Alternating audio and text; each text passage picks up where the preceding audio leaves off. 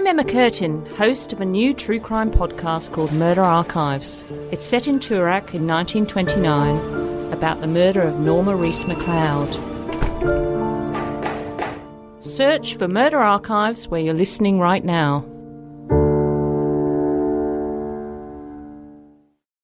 I'll just take my chewing gum out, Glenn, because that's rude. Now, that's What? juicy fruit. Hey, when was the last time you had a juicy fruit chewing gum? Wow. Have you ever had juicy fruit? I'm trying to avoid the sugar. Yeah, that's real sugar too, I think, juicy. Oh, I might have fake sugar these days. But Well, the question is, what's better? no, I read this book and this guy said fake sugar, real sugar doesn't matter. Because fake sugar still wants your body to crave sweet things anyway or something. Apparently. But isn't the fake sugar worse for you? So it's Yeah. so they're both bad, but I thought at least have the natural bad instead of the chemical. Yeah, bad. yeah. Well, okay. So what are the four notes, as they call it in the food world, of juicy fruit? What are those four flavors in there that make up the juicy fruit flavor? Have a guess. You'll never guess them. What are the four fruits that make up the juicy fruit flavor? Have a guess. As in, they come out in this flavor, or they're made. These four put in, and that turns it into a juicy fruit flavor. They put these four notes. So, well, it's juicy fruit. Yeah, so they're therefore it fruits. must be Go on. orange, Yeah. lemon, Oh, you've got 2 out of 4. You're not going to get the next 2. apple, Nah. Nah. and passion fruit. No. Okay. It's banana and pineapple. It's lemon, orange, banana, pineapple. There you go. See, you didn't know that. Oh, that's a bit of Well, trivia. artificially created or not real. They're probably not. I'd say they're artificially created these days. Yeah, that's right. Some people sit around with white coats on going, does that taste like banana to you? On radio, I interviewed the guy, and ever since his day, I've tried to interview him again, but he does no interviews. I don't know why he came in, and he wore a white coat, and he was the guy who flavoured Big M's. That was his job. And then he brought in experiments he was doing. He goes, all right, guys, got a bit of a scoop for you. This one's got a note of coconut and a note of, what did he had? Coconut and chocolate? Oh, it's beautiful. And did it resemble? Yeah, beautiful. And he had him in special experimental containers. And then he also, because if you look at the history of Big M flavours, they had bullet flavour once. Bullet. Yeah, licorice and chocolate, like a bullet. You must feel a bit like God when you're those people. Yeah. Because you can go, I can recreate what nature has done perfectly. Anything. Yeah. Because it's interesting, isn't it? Because some things, I'm obsessed by this stuff. Some, like twisties, were just so... Natural. No, not natural, but so, what's the word? Just 2 flavours for so many years. Oh, my God. Chicken and cheese. Yeah. I reckon if you did... I should do with... Mastermind. Yeah. It's your area of expertise. Junk food flavours. No, but now there's too many. I saw it in the shop last night. They've got margarita pizza flavoured chips. Yeah. Sponsored by Pizza Hut. Because they've reached the top of the mountain now. They've just got to keep on. They've got to go crazy now just to keep people interested. Yeah, just we'll come up with a new flavour. What's a new flavour? When I was younger, the most crazy flavour was blue heaven. Blue heaven. Yeah, okay, now what's that? What notes are in that, Glenn? I know what notes are in that. Go and have a guess. Blueberry. Yeah, I think blueberry, yeah. Yeah. Okay, there's 2 others. Cranberry. No. Don't say like that. Do you want me to tell you? Yes. Spearmint and vanilla. You know, there are things that... I guess... Things that you should know and things that you shouldn't know. Yeah, part of your brain is taken up with some fascinating things. And just rubbish. Yeah. I love flavours, though. I love it. So you love it when you like, what's it? You know what new flavours that we've had? Like sweet chili sauce. That is a relatively new flavour for us because we're older. Well, you think of the people that, when adventuring around the world, they always said, bring back the spices. Yeah, imagine Bring back the spices. So, that's what gives us a little kick. Yeah. Imagine the first guy to bring back, basil or, cinnamon. Yeah, cinnamon. It'd blow your mind. What if there's any new spices that we've never... There probably are in some countries that like in Africa. We don't get a lot of African spices. You know what I mean? I'm sure there's spices. Well, I had the best fruit I've ever tasted is passion fruit in Bali. Oh, right. A friend said to me, try passion fruit. It is...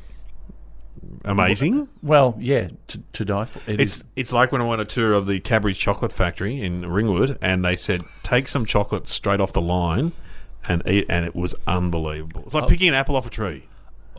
I can top that. Oh, here we go. I went to the 4 and 20. You went to the 4 and 20.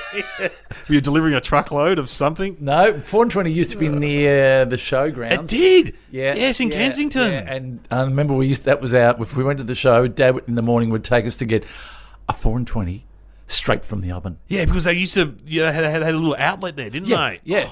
It was like wine tasting. It was like, and you saw them come around the corner, and you saw them. You're going, oh my God, that's where they're made. This is heaven. Wow. Anyway, don't eat. Have you got a dog? No, I don't got a dog. Doesn't Chewy kill dogs? And cats probably. I'm gonna put it in the bin. Don't worry. So I'll put it in the drain so the dolphins can choke. There's nothing worse than going to a lecture or something, and then you feel under the desk and someone's whacked their Chewy under their seat at the movies, or chew on your boot. All right, is that the music? I can hear it coming. Woo! Hello and welcome to Somehow Related, and now please welcome your hosts Glenn Robbins and Dave O'Neill.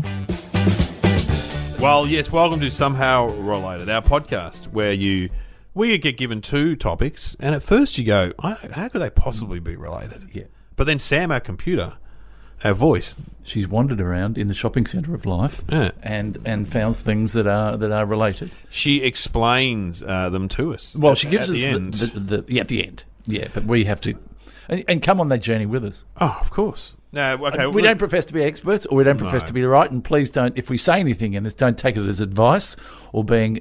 Just take it as being an opinion. Unless, of course, the subject is flavour of twisties, and I'm right up there. I'm pretty bang on it. What's your area of expertise?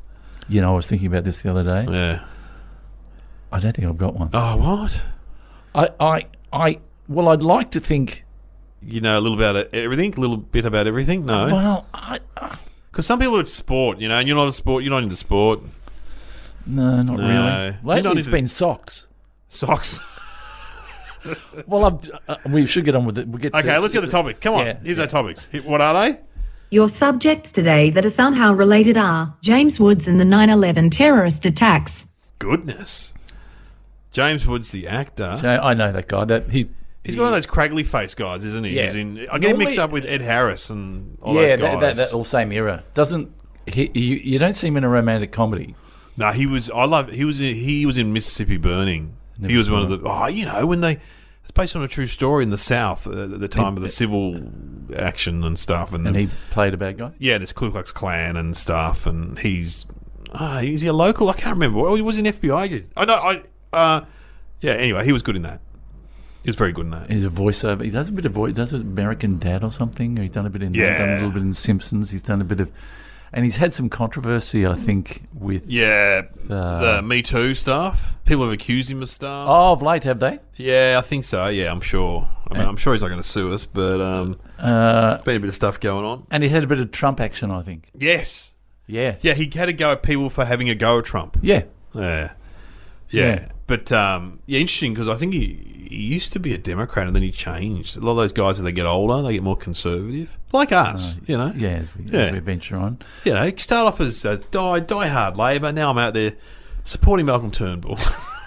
Well, you'd be a moderate, wouldn't you? Yeah. Well, we're all moderates at heart, aren't we? We're all moderates. I grew up in a very Labor house where Dad claimed that he didn't know anyone that voted Liberal.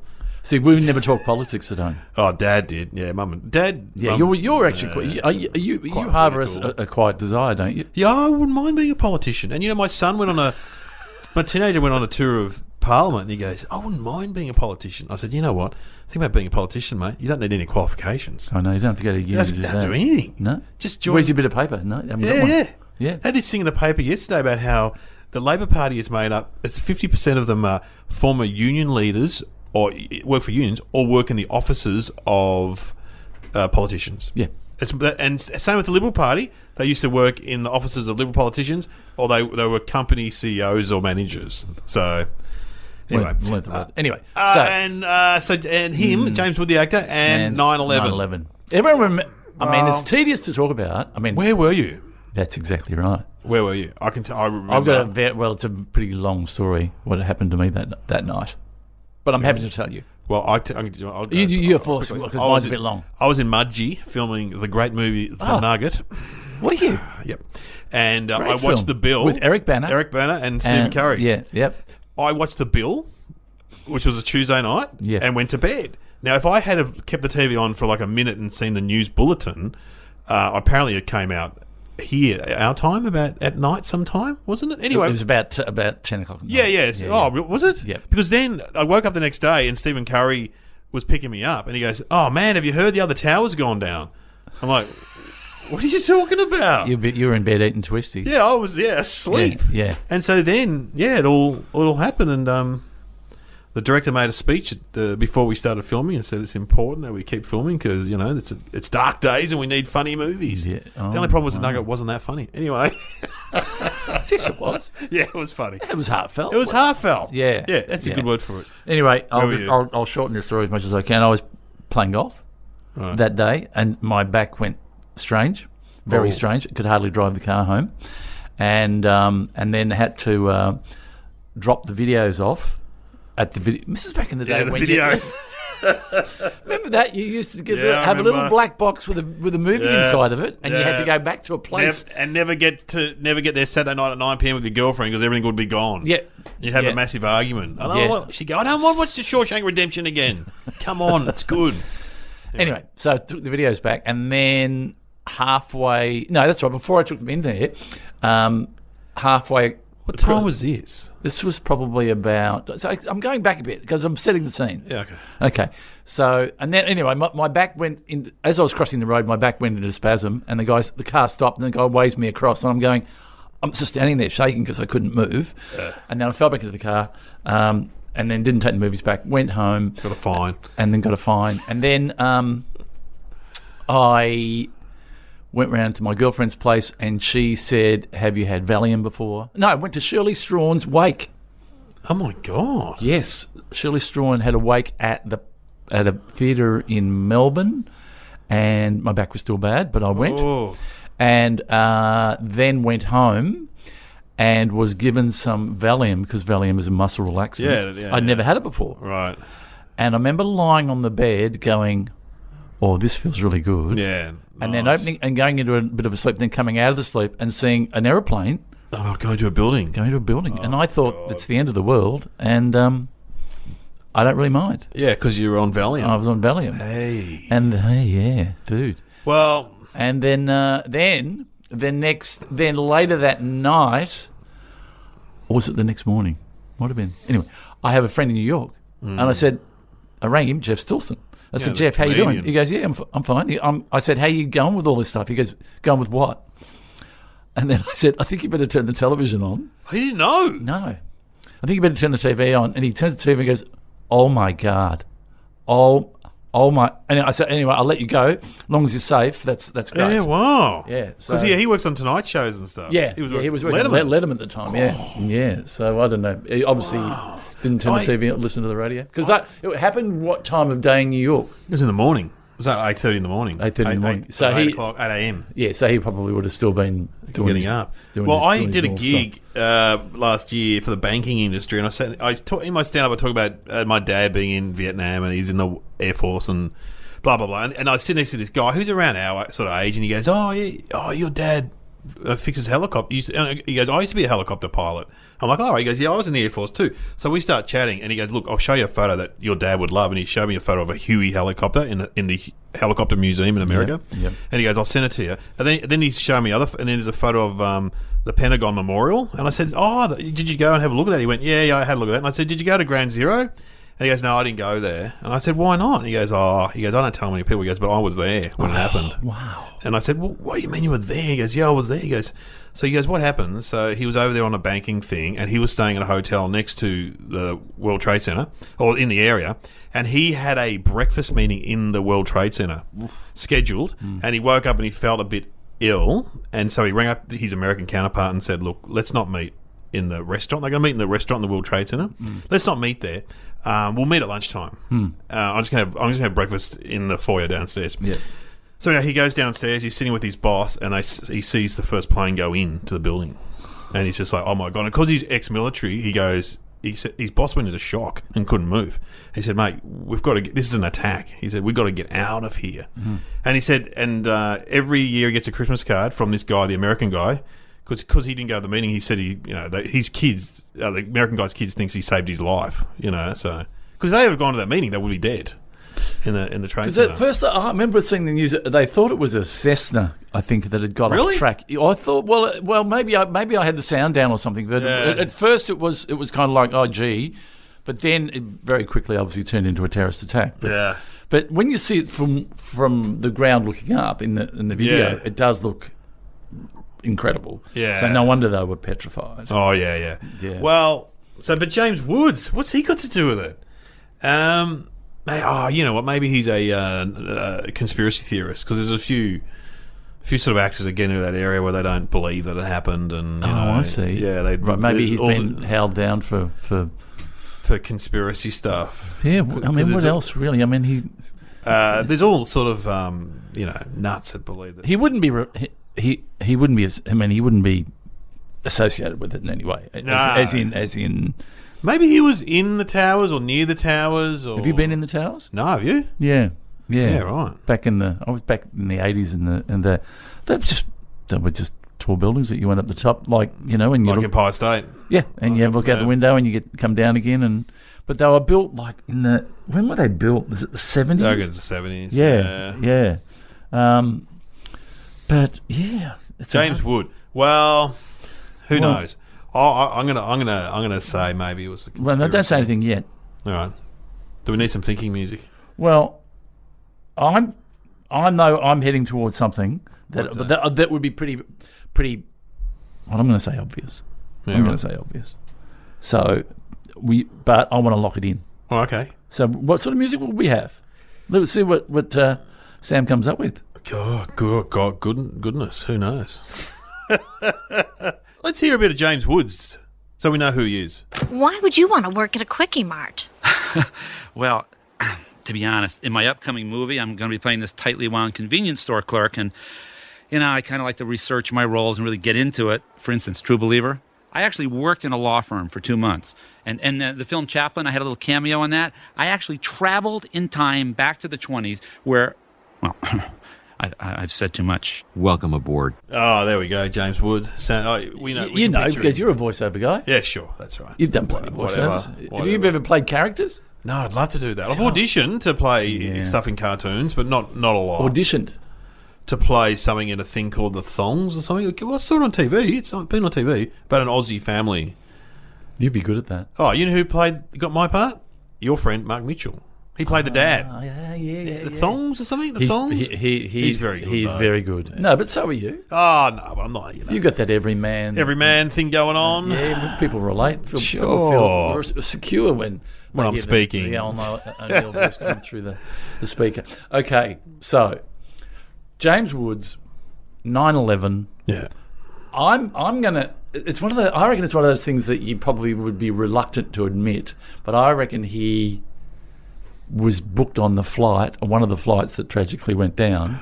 Oh, and pulled out the last minute. Well, or ran late, and could have been. But then again, who wants to hear that? No one wants to know that. It's not bad. Yeah. It's not bad. Well, I don't know. I've got no. I'm just going to say he's a 9/11 conspiracy theorist, and he runs some kind of Facebook forum. And people have got very angry at him about it because some of those actors, for example, Richard Belzer, who's in Law and Order SVU. He used to be a comic. Richard Belzer. He got red hair. No, he's like quite funny, and he was like a comic from the 70s and the 80s. And he believes that that Malaysian Airlines plane landed somewhere, and he's written a book about it. Mm-hmm. It's on an island somewhere. Yeah, and so like Lost, the Big people. Seller? Did it do well? Yeah, I'd rather hear twisty flavours than. You know who else is a massive conspiracy theorist? The drummer from The Cause. So those Irish women, those beautiful Irish women. Their brother is a drummer, and he's got a website where he talks about. As someone said in stand-up once, imagine being the drummer in The Cause. No one's looking at him. You know what I mean? No one's looking at the drummer. But you can't continually be a conspiracy. I think you believe nothing. Really, yeah, always looking for the other side. Yeah. All right. Well, let's get the answer. Here we go. James Woods took a flight from Boston to Los Angeles 1 week before the World Trade Center attacks. The only other people in first class with him were 4 men of Middle Eastern appearance who acted very strangely. During the entire cross-country flight, none of them had anything to eat or drink, or did they read or sleep. On September 12, Woods called the FBI to tell investigators about his experience. He was interviewed by agents on September 13th and found to have seen some of the attackers. Wow. There you go. James. So good on him. Yeah, but why didn't he do something? You know, he's an action hero, isn't he? Oh, you reckon he should have stepped in? Stepped in. Said, hey, go, excuse me, I'm over in 2B. Yeah. And I've got the feeling you're up to something.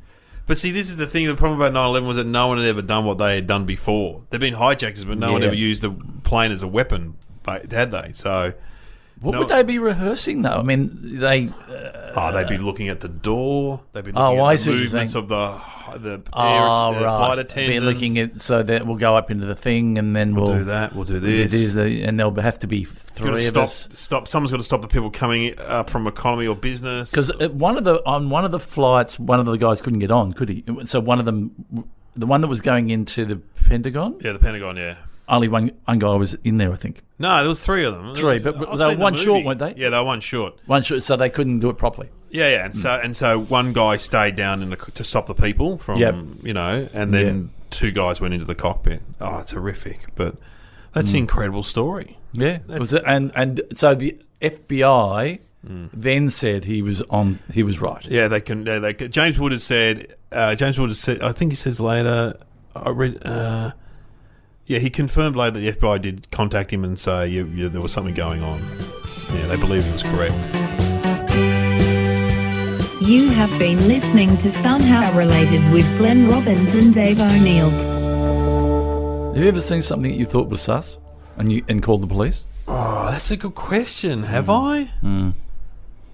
Yeah. The other day we were out with the kids and there was a woman who was obviously unwell or drunk, and so Kira, my partner, rang the police about that because she was trying to wave down a taxi but almost getting run over in the middle of the city. Yeah. But that's not the same sort of thing. That's just someone unwell or drunk. Well, I was down the beach and there was a guy with a long lens camera taking photographs of kids.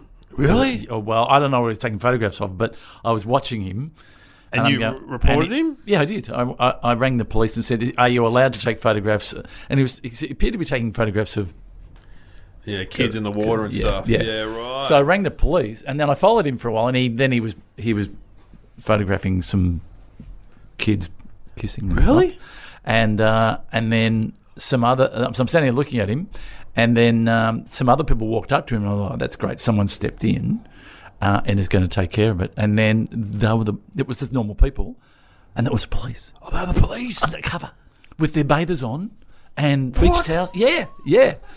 And and he comes over to me and goes, senior sergeant, whatever. Yeah, and do you want to make a statement? I said, I was the guy that rang up. I'm the guy. The guy. I'm deep throat. I said, look, no, you know what? I'd rather stay out of it. Anyway, they bundled him off. Bundled him off, and it all went back. But it was not appropriate. So anyway, I just think that it doesn't hurt because if he's not doing anything wrong, then they'll be fine. Yeah. But to stand there and take a lot of photographs of teenagers kissing. And then I saw another one on the same beach where a guy was lying. I saw the police walking down the beach. I said, "What are you?" I walked along the beach, and there was. You were like the beach police. I was, and there was a guy lying in the sand. And I thought, "Oh, look at that guy lying in the sand there." Yeah. And there was some schoolgirls a bit further up, and then I came down the next day, and the police were there, and I said, "What's up, guys? I'm Russell Coit. Do you need a hand with anything? What's going on here? Yeah, you need a hand." And they said, "No, there was a guy down here being inappropriate." And I said, sorry, he was lying right there. He was. I don't want to say this because this is a family podcast, but he was lying on his stomach in the sand. That's all I'll say. Wow. Yeah. We were down at Wilson's Prom with the whole group of families went down there. Nightmare. 5 families in a so-called chalet, which is like a school camp, sleeping in bunk beds. Never again. Anyway. But it was fun. Yeah, parts of it were fun. And we went for a walk along the beach in some obscure beach near there. And the kids were like, "Dad, come over here. Have a look at this." And we were like, yeah, whatever. And then one of my oldest son goes, "We need a parent now. Oh. We need an adult now." And they'd found a backpacker buried in sand. And so still alive, but drunk and sort of almost unconscious with dreadlocks. But is it buried up to his head? No, completely buried. Complete it was like a Viking tomb or something. They covered him in sand, so it was a big mound, and the kids started digging into it, and they found a backpacker. And backpacker went. Oh. He's like this. Oh. Maybe he was trying. Was he trying to keep warm? No. His mates had done it As a joke. When Yeah, he was he's like drunk. a German backpacker, and as my daughter said, he looked scary because he had dreadlocks and he sort of stood up with all sand on him, and it's like, ugh. And so we called the cops and the ambulance, and they all turned up, and he's he's like, oh no, I'm okay, and the cops are like, you cannot do this on the beaches here. And then later that night, we were just sitting around the camp, and he walked past us, and all the kids said, it's a guy, it's him, Sandyman, it's a backpacker. Oh boy. Gee, so it actually turned out a pretty good time. Memorable story. Yeah, Going over with 5 families. Oh, 5 families. Ooh. Anyway, Ooh. I think we're done. Thanks. It's time for a chewy and a twisty. Yum. You wouldn't have both at the same time, would you? Absolutely not. If you're on death row, okay, not appropriate, but I'm going to ask you. Yeah. What would you ask for as far as... Last meal? I think my last meal would be a chicken schnitzel with chips and a bit of salad. I thought you would have started with some twisties. Oh yeah, well a bit of some twisties would be great. Or potato. I love plain potato chips too, just a plain potato chip. And when you're walking down to get the... Man, what about dessert? I reckon dessert. Yeah. Oh, you know what I love, and I cook this occasionally. I make biscuits at home, like just chocolate chip cookies and ice cream. Biscuit and ice cream. I had that with you the other day when we shared a cake. We did. Oh, we shared a chocolate ripple cake. Oh my God! It was I didn't eat much of it, so it didn't look like I was sharing, but I did have some of it. A lot. I'll tell you something about Chewy though. You know why sportsmen chew chewing gum? Why? Because what it does is your first recognition of when you're a child. Oh, yeah, it's breastfeeding, isn't it? Yes, Or the bottle, yeah. You produce you rolled your tongue to get ready for the nipple, and it's similar to chewing gum. So when you chew gum, you focus your mind. Oh wow! What was your last meal be? Chicken risotto, I reckon. Oh no, schnitzel. Yes, schnitzel. Isn't that what you said? Yeah, I said schnitzel. Yeah, mashed potato. Oh, nice. Beans, peas. Well, that's good. If we're ever on death row together, they can save a bit of time. I'll just 2 schnitzels. 2 schnitzels. And I'd go for some sort of pudding, maybe a sticky date. Oh yeah. Yeah, and Chocolate then on the way to getting done, I chew gum. You chew gum, yeah. Yeah. Remember one time, I don't know, you told me that your last meal would be your partner's chicken risotto. Yeah, you got a good memory. And then I can't remember who we were with. Carl Barron, I think, and we were just laughing like as if your partner's going to stand by you when you're on death row. She'd leave you so quickly, and you'd be there. Yeah, I wouldn't mind some of my partner's chicken risotto. And the guard, sorry to tell you, Glenn, she's remarried. I'm gone. We'll see what the chef can whip up. And you're getting a substandard chicken risotto. Oh, gee. One last meal, surely. As you get on the cruise to head off into a beautiful life. I know. Good times. Not a lot to ask for.